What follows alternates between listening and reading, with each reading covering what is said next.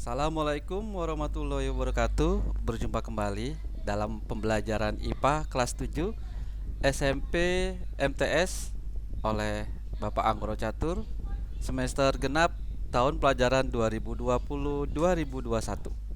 Pada kesempatan yang berbahagia ini, di beberapa pekan yang lalu kalian sudah diberikan materi oleh Ibu Padila Fitrianasari, guru pengampu pelajaran IPA untuk kelas 7 bersama Bapak satu tim. Untuk pertemuan minggu ini, Bapak akan menyampaikan materi mengenai pencemaran lingkungan.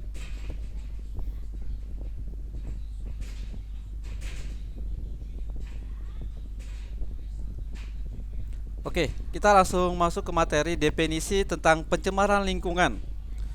Pencemaran lingkungan atau environmental pollution adalah segala sesuatu termasuk bahan fisika dan kimia yang dapat mengganggu ekosistem. Pencemaran lingkungan merupakan salah satu faktor yang menyebabkan menurunnya kualitas lingkungan. Menurut Undang-Undang Republik Indonesia Nomor 23 Tahun 1997, pencemaran lingkungan adalah masuknya atau dimasukkannya makhluk hidup, zat, energi, atau komponen lain ke dalam lingkungan oleh manusia sehingga kualitasnya turun yang menyebabkan lingkungan tidak sesuai peruntukannya. Di lingkungan terdapat faktor biotik dan abiotik. Apabila tidak ada keseimbangan antar keduanya, maka tidak ada keseimbangan alam.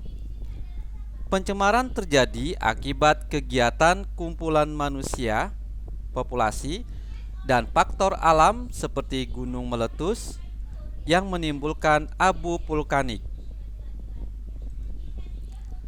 Zat yang dapat mencemari lingkungan dan dapat mengganggu kelangsungan hidup makhluk hidup disebut polutan. Polutan dapat berupa zat kimia, debu, suara, radiasi, dan panas. Ciri-ciri dari polutan: 1. Kadarnya melebihi di atas normal atau melebihi ambang batas.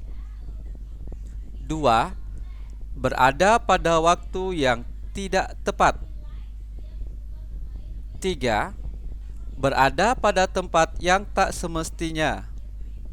Manusia tidak dapat mencegah pencemaran akibat faktor alam, tetapi dapat mencegah pencemaran akibat kegiatannya sendiri, seperti limbah rumah tangga, industri, zat-zat kimia berbahaya, tumpahan minyak, asap hasil pembakaran hutan, minyak bumi, dan limbah nuklir. Pencemaran air. Pencemaran air adalah masuknya makhluk hidup, zat, energi, atau komponen lain ke dalam air yang menyebabkan air tidak berfungsi sesuai peruntukannya. Pencemaran air merupakan kondisi air dalam keadaan normal. Ciri-ciri air tercemar: berwarna. Pencemaran air merupakan kondisi air dalam keadaan tidak normal. Ciri-ciri air tercemar: berwarna, berbau, dan ada rasanya berubah atau dia berasa. pH kurang dari 7 atau lebih dari 7. Jadi pH air yang baik adalah 7. Air dapat tercemar oleh komponen-komponen anorganik. Anorganik artinya bukan berasal dari makhluk hidup, seperti logam berat yang berasal dari industri, berupa industri tekstil, pelapisan logam, cat atau tinta warna, percetakan, bahan agrokimia, dan sebagainya. Kualitas air menentukan kehidupan di perairan laut dan sungai. Apabila perairan tercemar, maka keseimbangan ekosistem di dalamnya akan terganggu. Limbah industri. Air limbah industri mengandung zat berbahaya. Kegiatan industri menghasilkan produk utama yaitu bahan jadi dan produk yang tidak terpakai yaitu limbah. Jenis limbah yang berasal dari hasil industri yaitu: 1. Limbah organik yang bau, hasil industri tekstil dan kertas. 2. Limbah anorganik berupa cairan panas, berbuih, berwarna, mengandung asam belerang, berbau menyengat, hasil industri baja, emas, cat, pupuk organik, farmasi, dan sebagainya.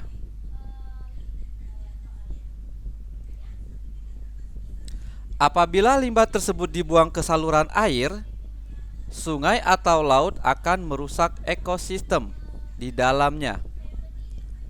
Limbah-limbah berupa logam berat sering dialirkan ke sungai dan mencemari sungai tersebut. Jenis-jenis logam berat tersebut adalah raksa, timbal, kadmium, yang apabila terkonsumsi manusia akan sangat berbahaya. Contoh pencemaran limbah yaitu pencemaran raksa di Teluk Minamata, Jepang. Para nelayan dan penduduk di sekitar teluk memakan ikan yang tercemar raksa tersebut sehingga mengalami kerusakan saraf yang dinamakan penyakit Minamata, sesuai dengan di daerahnya yaitu di Teluk Minamata, negara Jepang.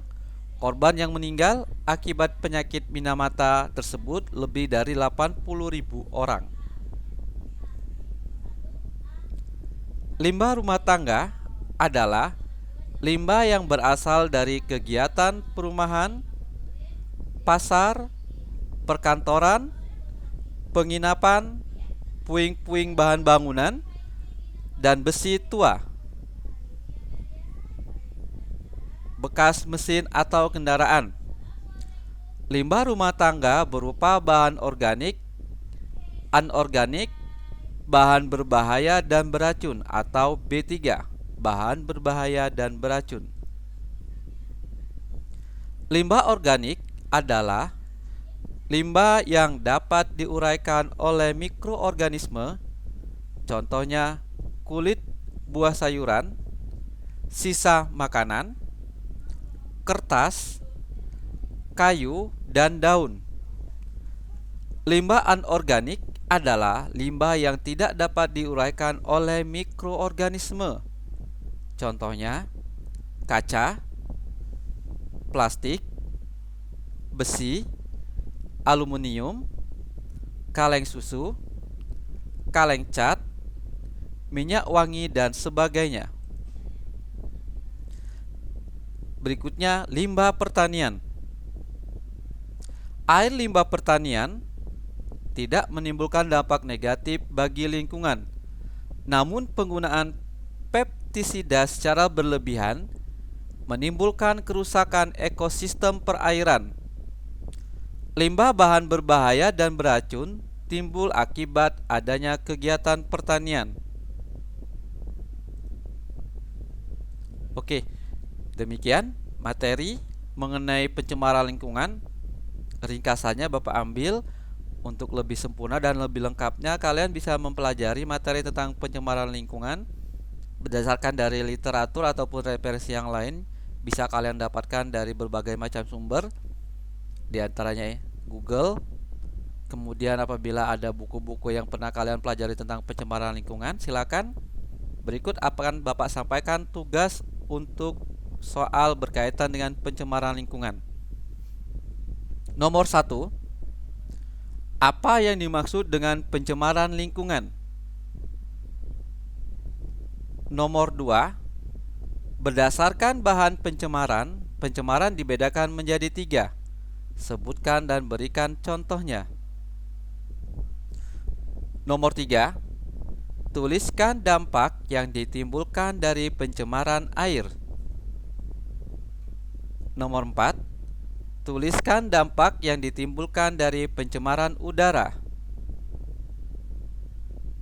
Nomor 5, tuliskan dampak yang ditimbulkan dari pencemaran tanah. Soal nomor 1, 2, 3, 4, dan 5 silakan kalian kumpulkan melalui WA paling lambat hari Rabu 3 Maret 2021 pukul 17.00 waktu Indonesia Barat untuk kelas 73 sampai 77.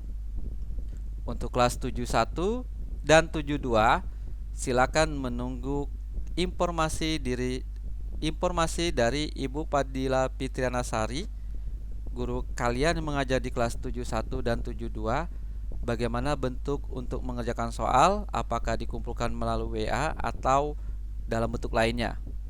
Nanti akan diinformasikan oleh Ibu Padilla untuk 71 dan 72. Untuk 73 sampai 77 silakan kalian kerjakan. Soal nomor 1, 2, 3, 4, 5 dikumpulkan melalui WA Japri ke Bapak paling lambat hari Rabu tanggal 3 Maret 2021 pukul 17.00. Selebihnya dari itu tidak akan Bapak terima. Selanjutnya, tugas tambahan khusus untuk kelas 73 dan 77. Mohon perhatian. Khusus untuk kelas 73 dan 77, silakan merangkum materi tentang 1. Energi dalam sistem kehidupan. 2. Sistem organisasi kehidupan. 3. Interaksi makhluk hidup dengan lingkungan. Ditulis di buku catatan minimal masing-masing materi 2 halaman. Dikumpulkan pada saat mid semester. Info selanjutnya akan disampaikan melalui WA group. Demikian pertemuan kita hari ini. Bapak akhiri. Assalamualaikum warahmatullahi wabarakatuh.